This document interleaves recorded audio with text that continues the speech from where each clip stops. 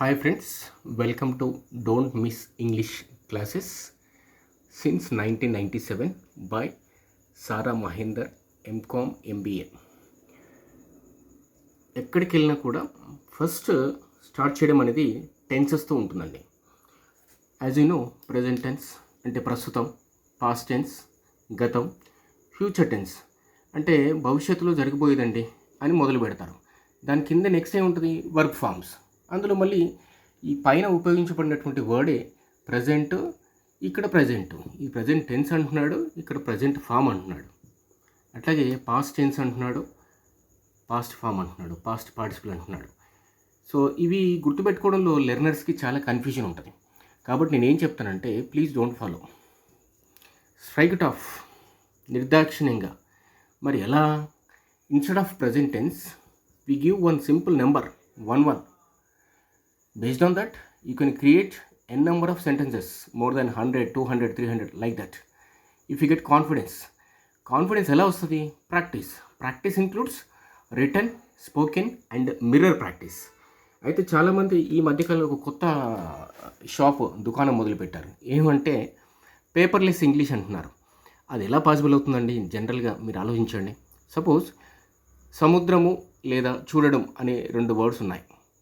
Spelling ఓరల్గా అంటే పేపర్పై రాయకుండా practice చేస్తే ఎలా గుర్తుంటుంది?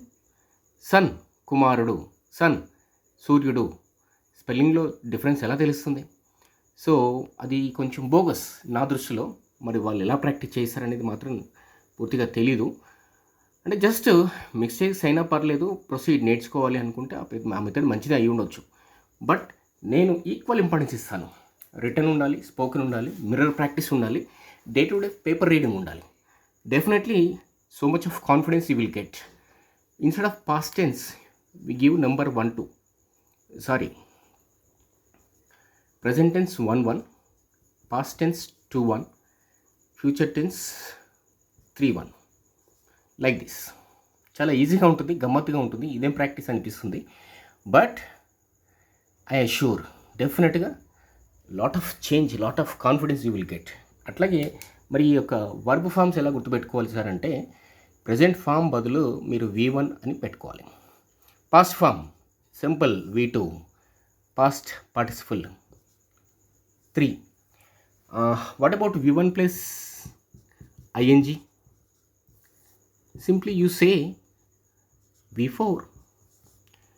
Okay, and one more, V1 plus S అన్నా okay, or instead of that you can say V5.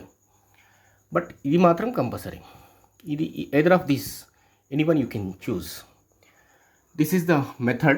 But ఏంటంటే ఒక 1 వీక్ మాత్రం ఒక యజ్ఞంలాగా, ఒక తపస్సులాగా చేయాలి. ఆటోమేటిక్గా ద చేంజ్, కాన్ఫిడెన్స్లో మీకు వచ్చేటువంటి మార్పుని మీరు గమనిస్తారు. ఇక యూసేజ్ యాజ్ ఫర్ యాజ్ వరకు అంటే మామూలుగా యాజ్ ఫర్ మై నాలెడ్జ్ అంటారు కదా, నాకు తెలిసినంత వరకు. ఓకే, యాజ్ దేర్ ప్రాక్టీస్ అంటే వారు సాధన చేసినంత వరకు, అలా. డ్యూ టు ఇందుచేత, దిస్ ఈజ్ ద రీజన్ అని చెప్పే సందర్భంలో due to ఇందుచేత.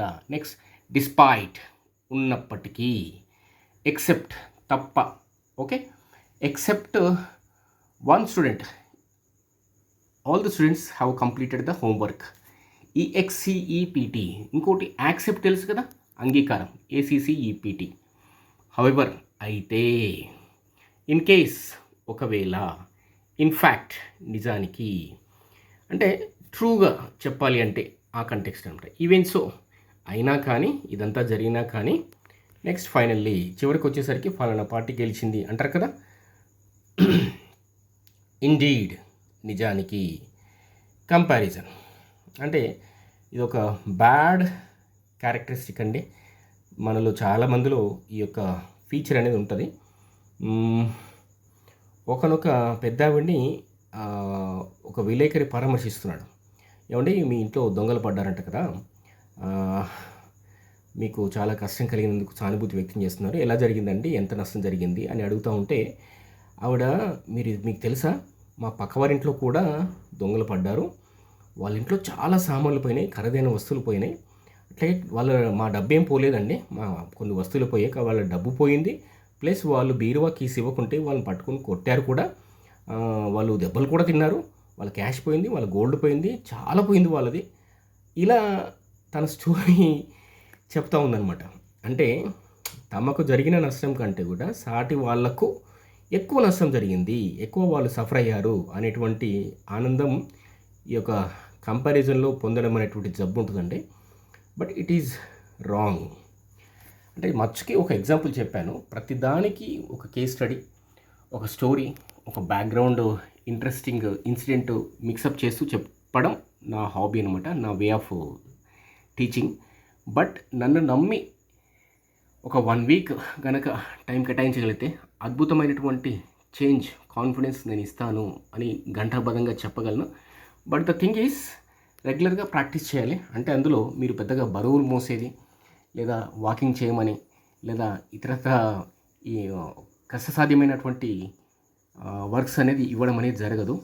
My contact number 8639215116. I stay in Vanasthalipuram.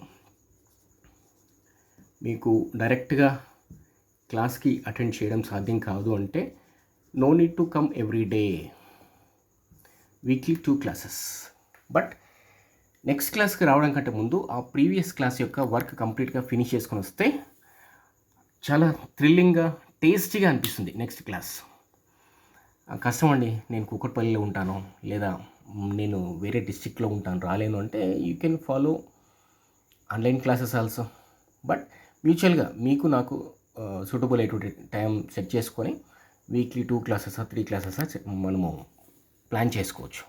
But the thing is, మీకు ఇంతవరకు వచ్చిన ఇంగ్లీష్ని మర్చిపోవాలి అంటే పక్కన పెట్టేసేయాలి. మన ప్రీవియస్ నాలెడ్జ్ ఉంటే మనల్ని డామినేట్ చేస్తుంది. అది ఇది కలగాపులగం అయిపోతే కన్ఫ్యూజన్ క్రియేట్ అవుతుంది. నేను సెల్ఫ్గా ప్రిపేర్ చేసుకున్నటువంటి కొన్ని నోట్స్ని మీ చేత ప్రాక్టీస్ చేయిస్తాను. అంటే ఒకేసారి చాలా మీకు అంటే కష్టసాధ్యమైనటువంటి మెథడ్లో కాకుండా చాలా ఈజీగా మీకు సాధన చేసే కొద్దీ అందులో కొత్త రుచి అనేది అర్థమవుతూ ఉంటుంది. ఆ ఎంజాయ్మెంట్ అనేది దొరుకుతుంది. ఓకే, మీరు ఇప్పుడు యూట్యూబ్లో చూస్తే చాలామంది ట్రైనర్సు అద్భుతంగా చెప్తున్నారు. సంవత్సరాల కొద్దీ వీడియోలు చేస్తూనే ఉన్నారు, అప్లోడ్ చేస్తూనే ఉన్నారు. బట్ ఎంతమంది బెనిఫిట్ అయ్యారనేది అది వాళ్ళకి తెలుసు, బెనిఫిట్ అయిన వారికి తెలుసు. అంటే అయ్యి ఉండొచ్చు.